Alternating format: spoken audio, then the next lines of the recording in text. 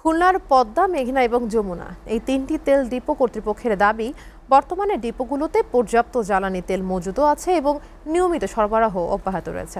এরপরেও সংকট কাটছে না। এ বিষয়ে বিস্তারিত জানাতে খুলনা থেকে সরাসরি যুক্ত হচ্ছেন আমাদের সহকর্মী রকিবুল ইসলাম মতি।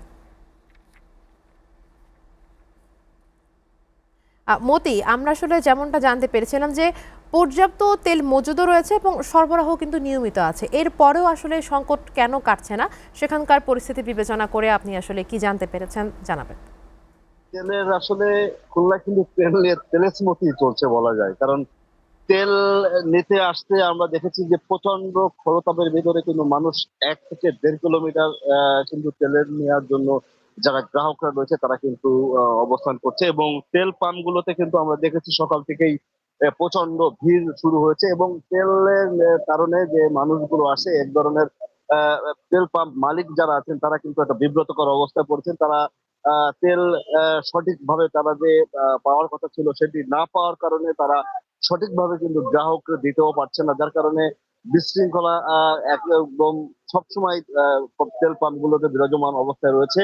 আমরা এখন খুলনা শহরের মেন 2টি পাম্পের সামনে আছে। একটি সিটি কর্পোরেশনের পরিচালিত একটি পাম্প রয়েছে, এবং তার অপোজিটে খুলনা পাওয়ার হাউস মোড়ে মেঘনা মডেল যে পাম্প রয়েছে। এই 2টি পাম্পে আমরা সকাল থেকে কিন্তু দেখতে পেরেছি যে একের পর এক মানুষ আসছেন, এবং যারা আসছেন তারা কিন্তু তেল, তাদের যে চাহিদা সেই চাহিদা মতো তারা কিন্তু তেল পাচ্ছে না, এবং তেল না পাওয়াতে কিন্তু বিশেষ করে যারা মোটরসাইকেল ব্যবহারকারী যারা আছে তারা কিন্তু এক ধরনের ক্ষুদ্র প্রতিক্রিয়া দিচ্ছেন, এবং যারা তেল পাম্প মালিক রয়েছে তাদের সাথে তাদের কিন্তু বাকবিতণ্ডর মতো ঘটনা কিন্তু আমরা দেখতে পেরেছি সকাল থেকে। এই অবস্থাতে আসলে তারা যে মালিকরা যে কথা বলছেন, তারা যে বলছেন যে এই যে সংকট রয়েছে, আসলে সংকটটা আসলে কিভাবে সমাধান করবে তারা কিন্তু এই নিয়ে সংশয় প্রকাশ করেছেন।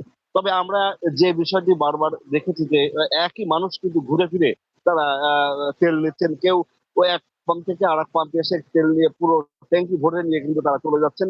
ভরে যেয়ে কিন্তু আবারও সেই তেল নিতে আসছেন। তারা কিন্তু বলছেন যে তারা তাদের দূর দূরান্ত থেকে আসছেন, তারা এই কারণে তারা পরিপূর্ণভাবে তেল নিয়ে যাচ্ছেন।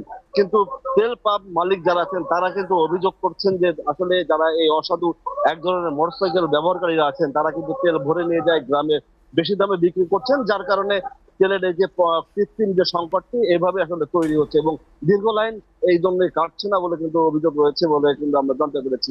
আসলে এই তেলের স্মৃতি কবে কাটবে, কিভাবে কাটবে এ নিয়ে কিন্তু আসলে সময়ের জন্য অপেক্ষা করছেন। আমরাও আসলে পেট্রোল পাম্প গুলোতে খোঁজ খবর রাখছি, এবং পরবর্তীতে খোঁজ খবর রেখে যদি আপনি আরো কোনো খবর থাকে তাহলে সেটা আমরা কিন্তু জানাবো। এই ছিল খুলনা থেকে আমার কাছে তেলের সর্বশেষ খবর। জি মতি, আপনাকে ধন্যবাদ।